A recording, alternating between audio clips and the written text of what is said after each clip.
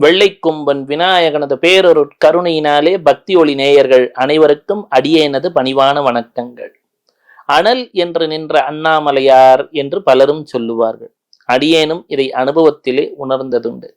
ஒரு 20 ஆண்டுகள் முன் அலுவல் பணியாக திருவண்ணாமலைக்கு சென்றேன். எப்பெல்லாம் அருணாச்சலம்னு நினைக்கிறோமோ அப்பொழுதே நம் வினைகள் தீர்ந்து விடுகிறது.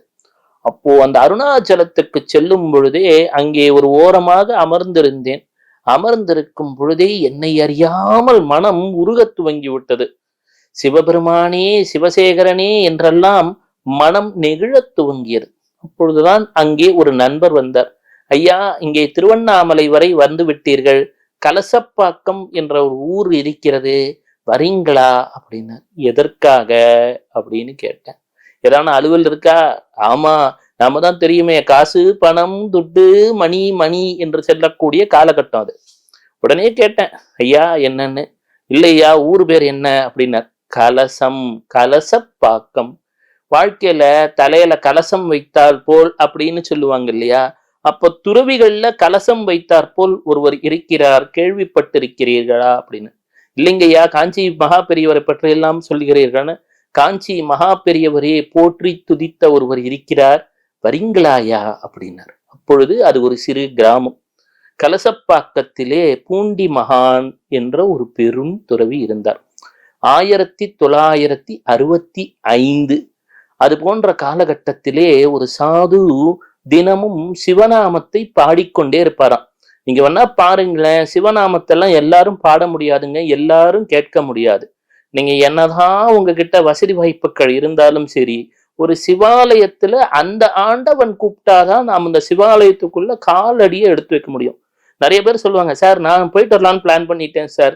அப்படி சொல்லாதீங்க, அவன் பிளானிங்ல தான் நடந்துட்டு இருக்குது. அவர் அழைத்தால் நாம் செல்ல முடியும்.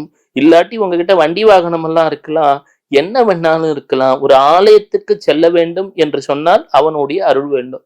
அப்போ கலசப்பாக்கத்து அந்த பூண்டி மகானை பற்றி நான் பேச வேண்டும் என்று சொன்னாலும் எனக்கு தற்பொழுது அவன் கருணையினால் பேசுகிறேன், நீங்கள் அவர் கருணையினால் கேட்கிறீர்கள். இந்த பூண்டி மகான் என்பவர் சிவஸ்வரூபம், சாட்சாத் சிவஸ்வரூபம். எத்தனையோ யோகிகள் உண்டு இந்த நாட்டுல, சித்தர்கள். அவர்களோட செயல்லாம் நமக்கு புரியாது.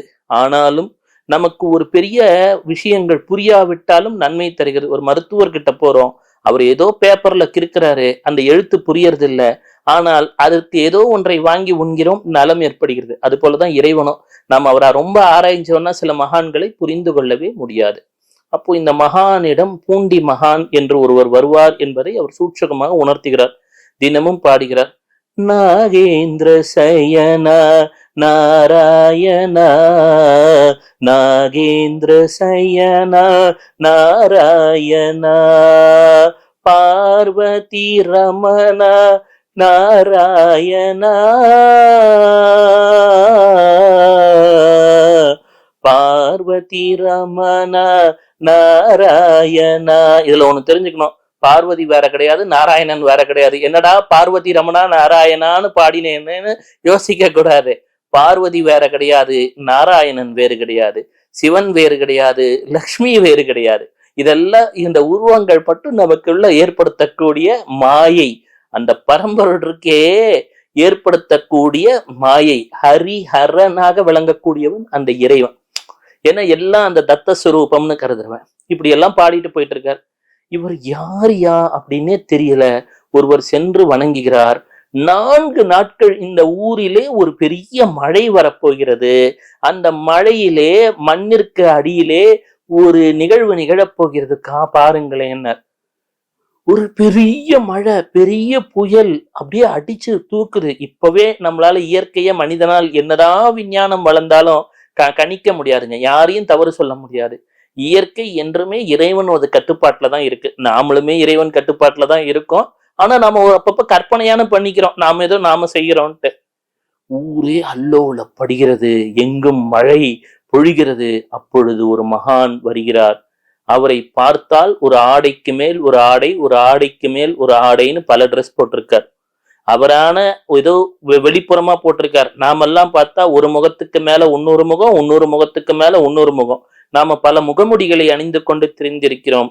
எனினும் அதை உணர்த்துவதை போல பூண்டி மகான் ஒரு ட்ரெஸ்ஸுக்கு மேல ஒரு ட்ரெஸ், ஒரு ட்ரெஸ்ஸுக்கு மேல ஒரு ட்ரெஸ். நீங்க யோசிச்சு பாருங்களேன். சாதாரணமா ஒரு ட்ரெஸ் போட்டாலே வெயில்ல நமக்கெல்லாம் தாங்கறது இல்ல. பல சமயம் நான் யோசிப்பேன், எப்படிடா இந்த கோட்டு சூட்டை வெள்ளைக்காரன் போட்டிருக்கிறத நம்ம ஊர்ல போட்டுட்டு சுத்துறாங்களோ, இந்த வெயில்ல இருக்காங்களே, இதுக்கே இவங்கெல்லாம் எப்படிதான் தாங்குறாங்களோன்னு. அவர் பெரிய மகான். அப்போ ஒரு ட்ரெஸ்ஸுக்கு மேல ஒரு ட்ரெஸ், ஒரு ட்ரெஸ்ஸுக்கு மேல ஒரு ட்ரெஸ். மழை பொழிகிறது. திடீரென்று பார்க்கிறார்கள், மண்ணிற்குள் இருக்கிறார். ஐயையோ ஏதான ஆயிடுமோன்னு பார்க்கறாங்க, மண்ணிலிருந்து வெளிப்படுகிறார். மற்றொருவர் ஏழ்மையிலே வருகிறார். உடனே அவர் ஒரு இரும்பை தங்கமாக்குகிறார். ரசவாத சித்துன்னுலாம் சொல்லுவாங்க. பெரிய பெரிய மகான்கள்ட்ட அப்படியெல்லாம் இருக்கும். உடனே சிலருக்கு பேராசை வந்து விடுகிறது. நம்ம ஆட்கள் முக்தி மோட்சம் ஞானம்னு பெரிய விஷயத்தெல்லாம் கேட்க மாட்டான். உடனே காசு பணம் வேணும்னு தான் கேட்பான். உடனே நவகண்ட சித்தி என்பதை பயன்படுத்தி பல்வேறு இடங்களில் பலவிதமாக காட்சி தந்து அவரை திருட வந்தவர்களே பயந்து போகும் அளவுக்கெல்லாம் அற்புதங்களை செய்ய துவங்குகிறார். பலருக்கு அவர்களது பொருளாதார சோதனைகள் நீங்க துவங்குது. ரொம்ப ஏழ்மையில இருக்கிறவன்லாம் அவருக்கு பொருளாதார சோதனைகள் நீங்க துவங்குது. அப்பொழுதெல்லாம் இந்த லாட்டரி சீட்டெல்லாம் தடை செய்யப்படாத காலம். நான் சொல்றதெல்லாம் 40-50 வருஷம் முன்னாடி. அப்ப என்னாச்சா, யாரோ ஒருத்தர் ஏதோ ஒண்ணுல நான் அவரை நம்பினேன், நான் ஜெயிச்சுட்டேன்னு தான் நண்பர்கள்ட்ட சொல்ல எல்லாரும் அதுக்காகவே பிரார்த்தனை பண்ணிக்கிட்டாங்களாம். ஒரு 4-5 நாள் கழித்து சென்ற பிறகு சொன்னாராம், எதுக்கு என்னை பத்தி சொல்லி என்ன மாட்டி விட்ட அப்படின்னாராம். யார்கிட்டயுமே அவர் அதிகமே பேசவே மாட்டார். அதே போல ஒரு பூனை ஒன்று இருக்குமா, அந்த பூனை மேலையும் கீழையும் குதிச்சுட்டு இருக்கும், அதை பற்றியும் சட்டை செய்ய மாட்டார். ஆமாம், அந்த சிவம் எதை பற்றித்தான் சட்டை செய்யும். மேலும் அவர்கிட்ட என்னன்னா அந்த பூக்கள் பழங்கள் எல்லாம் இருக்கு இல்லையா, அதெல்லாம் கொடுத்துட்டு போவாங்களாம். எதுவுமே அழுகி துர்நாற்றம் வீசாதாம் எத்தனை நாட்கள் ஆனாலும். ஆமாங்க, நாமெல்லாமும் அவர் திருவடியை அடைந்து விடுகிறோம். நம் வினைகள் என்பது துர்நாற்றம் வீசக்கூடியவைத்தான். எனினும் அதுவே நல்ல நறுமணமாக மாறி நமக்கு நன்மையை தர துவங்கிவிடும். அதுபோல பூண்டி மகானை யாரெல்லாம் தரிசித்தார்களோ அவர்களுக்கெல்லாம் நன்மைகள் ஏற்பட துவங்கின. இதுல 3 அனுபவங்கள் என்னுடைய பர்சனலா நான் கண்ட ஒரு அனுபவம். என்னுடைய சொந்தக்காரர் ஒருவர் இருந்தார். அந்த காலத்துல பெரிய வைர வியாபாரி. அவங்க ஏழ்மையில ரொம்ப தவிச்சிட்டு இருந்த காலகட்டம். ஒரு 3-4 தடவை பூண்டி மகானை தரிசித்து விட்டு மனதார வேண்டி வணங்கினார்கள். பிறகு பையனோட கல்வியில மாற்றம், வண்டி வாகனங்கள், பெரும் பொருளாதார முன்னேற்றம். இன்றும் அந்த குடும்பம் செல்வச் செழிப்பின் உச்சத்திலே இருப்பதாக தான் நான் கேள்விப்பட்டேன். அப்போ ரொம்ப வறுமையில வாடுறவங்க பூண்டி மகான மனசார வழிபட்டா இன்னைக்குங்க ஏதோ ஒரு விதத்துல ஒரு பெரிய பொருளாதார முன்னேற்றம் நம்ம நினைச்சே பார்க்க முடியாதுன்னு சொல்லுவோம் இல்லைங்களா, பினான்சியலா அது வந்துருது. நான் சத்தியமா நான் பார்த்த உண்மை. அவங்க பெருந்தலையா மாறினாங்க சென்னையில. இப்ப வெளிநாட்டுல இருக்காங்கன்னு சொன்னாங்க.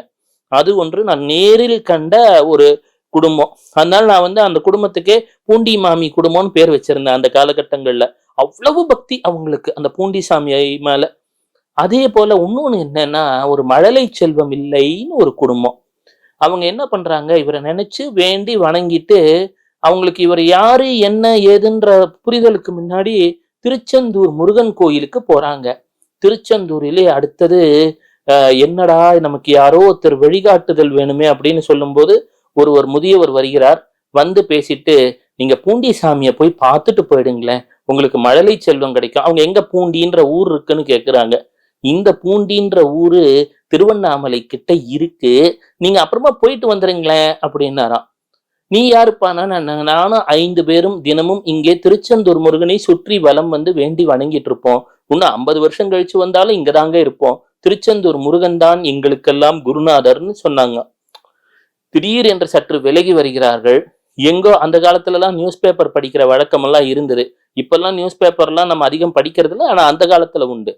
அப்போ டீ கடையில பாக்குறாங்க, பூண்டிச்சாமியார் மறைவு, நேற்றே மறைந்து விட்டார் அப்படின்னு அவர் புகைப்படமும் ஏதோ பார்த்தோன்னே உங்களுக்கு அதிர்ச்சி. இந்த மனிதர் தானே இன்னைக்கு நம்ம பார்த்தோம் அப்படின்னு சொல்லிட்டு, ஐயா அப்பா பூண்டி மகானே எங்களை காப்பாத்துங்கன்னு சொல்லி அந்த கோயிலுக்கு போறாங்க. அவங்களுக்கு மழலை செல்வம் கிடைக்கிறது. அவங்க பரம்பரையில வந்தவங்க எல்லாம் இன்னைக்கும் நல்ல செல்வ செழிப்பு, வாழ்க்கையில் ஆயுள் ஆரோக்கியம் எல்லாம் இருந்து இன்னைக்கு நல்லா இருக்காங்க. எத்தனையோ பேர்.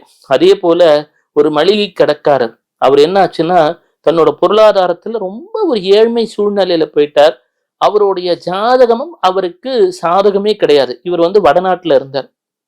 என்னையா செய்யறது, பொருளாதாரத்துல என்னால முன்னேறவே முடியலையேன்னார். பூண்டி சுவாமிகளுடைய ஒரு போட்டோவை டவுன்லோட் பண்ணி பாக்கெட்ல வச்சுக்கோ, தினமும் ஊதுபத்தி சாம்பிராணி காட்டு அப்படின்னு. இத்தனைக்கும் அவங்களுக்கு பூண்டி சாமியார்னாலே யாருன்னு தெரியாது, அந்த வரலாறுலாம் புரிஞ்சுக்கிற அளவுக்கு அவங்களுக்கு பொறுமையும் கிடையாது. நான் பிறகு கேள்விப்பட்டேன், இந்தோர் பகுதியிலே சொந்தமாக ஹார்ட்வேர் கடையெல்லாம் ஆரம்பித்து 2-3 ஒரு வேற லெவலுக்கு போயிட்டாங்க. அண்ணா, அந்த மகானை பத்தி சொன்னீங்களே, எப்ப வருது, எப்படி வருது அப்படின்னு இன்னைக்கும் கேட்டுட்டு இருக்காங்க. நான் பார்த்த வரையிலே பூண்டி சுவாமிகள் என்று சொல்லக்கூடியவர் அன்று மட்டும் சித்தாடல் புரியவில்லை. அப்பொழுது ஏதோ நோய் நொடிகளை நீக்கினார், எத்தனையோ அற்புதங்களை செய்தார் என்றெல்லாம் கிடையாது. இன்றும் இப்பொழுதும் பூண்டி சுவாமிகள் என்று சொல்லிவிட்டாலே போதும். மெயினா என்னன்னா நகைகள், அதாவது நிறைய பேருக்கு வீட்டுல நிறைய தங்க நகை சேரணும்னு ஆசை இருக்கும். ஆனா இந்த பூண்டி சுவாமிகளை கும்பிடுறவங்களை நான் பார்த்த வரைக்கும் நிறைய தங்க நகைகள் அவங்க வீட்டுல சேர்ந்ததை இயல்பாவே சொன்னாங்க என்கிட்ட. நான் சொன்ன நிறைய பேர் என்ன சொன்னாங்கன்னா, நான் பூண்டி சாமியாரை கும்பிட ஆரம்பிச்சேன், எனக்கு வீட்டுல அது வரைக்கும் ஒரு பவுன் வாங்க முடியாதுங்கன்னா, இன்னைக்கு எங்க வீட்டுக்கு பாத்தீங்கன்னா ஒரு நல்ல பினான்சியலா டெவலப் ஆயிட்டோம் அப்படின்னு. இது யாருக்கு யூஸ்ஃபுல்லா இருக்கும்னா, இந்த பெண் குழந்தைகள்லாம் பெத்துட்டு எனக்கு கல்யாணத்துக்கு நகை வேணுங்கன்னா, எல்லாருக்கும் நகை வேணும், பெண்களுக்கு மட்டும் இல்ல, ஆண்கள் கூட இந்த காலத்துல கல்யாணம்னா ஏதோ ஒரு செலவு வந்துருது இல்ல. பூண்டி சுவாமிகளை வழிபடுங்கள், கட்டாயம் உங்கள் வாழ்க்கையிலே பொருளாதாரம் மேம்படும். எனது அனுபவமும் கூட. சிவ சிவ.